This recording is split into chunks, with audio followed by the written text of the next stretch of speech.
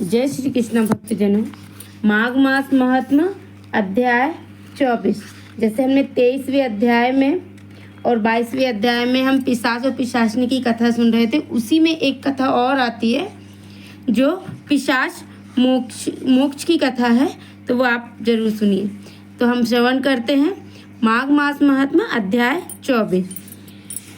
ब्राह्मण वेद निधि की महर्षि लोमेश ने कहा, हे प्रभु, आप कृपा करके मुझे उस पिशाच की कथा सुनाइए जिसे महात्मा देवदूती की कृपा से मुक्ति प्राप्त होकर सद्गति प्राप्त हुई। ब्राह्मण वेद निधि की प्रार्थना पर महर्षि लोमेश ने उन्हें निम्नलिखित कथा सुनाई। प्राचीन काल में द्रविड़ देश में चित्ररथ नाम का राजा राज्य करता था। वह संपूर्ण शास्त्रों का ज्ञाता था, विद्वान था तथा शूरवीर था, परंतु साथ ही अति विषय एवं कामाचारी था। वह सदैव स्त्रियों में आसक्त रहा कर वासना में लिप्त रहा करता था। उसे संपूर्ण शास्त्रों का ज्ञान था तथा यद्यपि उसके हृदय में धर्म ईश्वर के प्रति कोई आस्था नहीं थी और वह नास्तिकों के समान प्रश्न किया करता था कि भगवान कौन है, कहाँ रहते हैं, किसने देखा है। इस प्रकार के निरर्थक प्रश्न करते हुए वह सदैव ही पापाचार में लिप्त रहा करता था।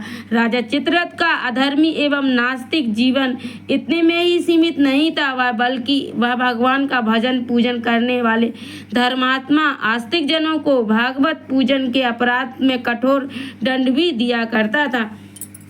पाप युक्त और दुराचारी जीवन व्यतीत करते हुए आयु पूरी होने के पश्चात वह एक दिन मृत्यु हो गई, परंतु मृत्यु के पश्चात राजा चित्ररथ की मृत आत्मा यमदूतों ने घोर कष्ट तथा अनेकों यातनाएं दी। यमलोक में राजा चित्ररथ की जो दुर्दशा यमदूतों द्वारा की गई है, अब मैं उसका वृत्तांत तुमसे कहता हूँ, तुम उसे ध्यानपूर्वक सुनो। चित्ररथ को जब कर्म भोगानुसार सभी भयानक यातनाएं नरकों के क्रमानुसार पहुँचाया गया। वैसे तो 27 नरक बताए गए हैं, बहुत बड़े बड़े हैं वो, और उनसे भी अधिक हो सकते हैं। शास्त्रों में इसका पूर्ण रूप से विवरण दिया गया है। राजा को सर्वप्रथम तामसी नरक में डाला गया, फिर उसके पास अंधतात्मी नरक में डाला गया, उसके बाद उसे रौरव नरक में डाला गया, फिर महानरक में डाला गया, फिर महानरक के पश्चात उसे तापन, संतापन तथा प्रतापन नाम के यंत्रादि नरकों में डाला गया। तापन नरक की उग्र यातना से राजा का यत्न और मन अत्यंत व्याकुल हो गया। संताप, ककोल, कुंडवल, पूर्ति, मृतक इत्यादि भयंकर नरकों में राजा का क्रमशः डाला गया। इसके बाद उसे लोह, शुक, मृगी, यत्र, शामिल इत्यादि दुर्गम, महादुर्गम तथा दुखदायी मार्गों से प्रविष्ट होना पड़ा। राजा के नरकीय जीवन की यही अंत नहीं हुआ, उसे पुनः प्रियमय वन, लोह, तारक इत्यादि महा दुखदायी नरकों में भी डाला गया।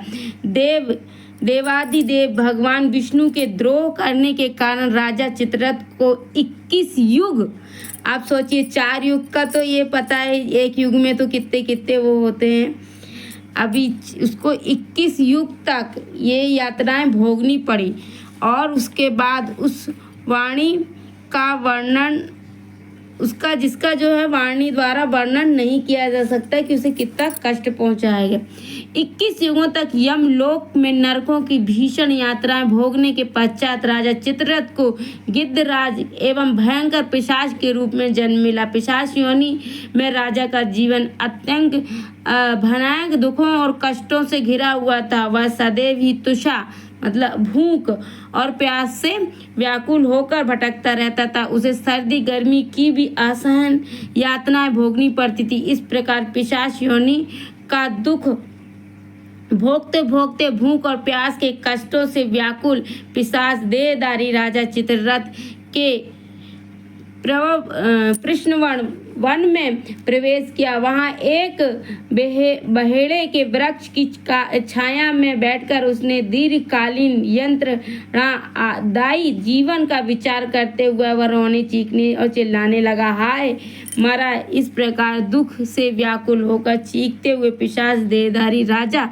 चित्ररथ बहुत देर तक रोता रहा। पिशाच देहधारी राजा चित्ररथ गुणों से कष्ट युगों से कष्ट पा रहा था। वह हर समय सोचता रहता कि अब क्या कभी मेरी दुखों का भी अंत होगा? यदि इसका अंत होगा तो कब होगा तथा कैसे होगा? पापों, दुखों तथा असहनीय कष्टों में डूबे हुए पातकी की रक्षा कौन करेगा? कौन इस दुखदायी और हृदय विदारक जीवन से छुटकारा प्राप्त करेगा? पिशाच रूप में राजा चित्ररथ दिन रात यही सोचता रहता था।